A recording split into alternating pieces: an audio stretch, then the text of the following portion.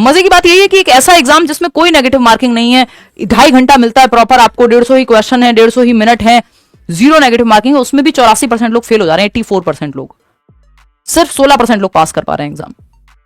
कुछ गलतियों का ध्यान रखना है जो हमें नहीं करनी है, जैसे रट्टाफिकेशन बिल्कुल नहीं करना है सीटेट में।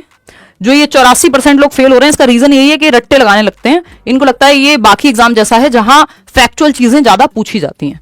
तो फैक्ट्स नहीं है, आपकी कॉन्सेप्चुअल क्लैरिटी नहीं होगी, यदि आपने कॉन्सेप्ट को ठीक से नहीं समझा होगा तो सीटेट नहीं होगा क्लियर, कितना भी आप रट्टा लगा लीजिए। ठीक, तो रटंत विद्या चलंत नहीं सीटेट में। Not giving enough time to practise, previous year ठीक से लगाते ही नहीं है, प्रैक्टिस कर रहे हैं तो कुछ भी रैंडम कर ले रहे हैं, ग्रामर ही पढ़ रहे हैं, व्याकरण में ही लगे पड़े हैं, जबकि व्याकरण के 2-3 क्वेश्चन मुश्किल से आते हैं। पढ़ के जानिए, लेकिन इतनी नहीं कि पूरा जीवन व्याकरण को दे दिया, पेडागोजी देखी ही नहीं, या ग्रामर ही पढ़ते रह गए, वो आता नहीं है उतना। न्यू पैटर्न जो असर्शन रीजनिंग के क्वेश्चंस हैं वो करके जाने प्रैक्टिस अच्छे से।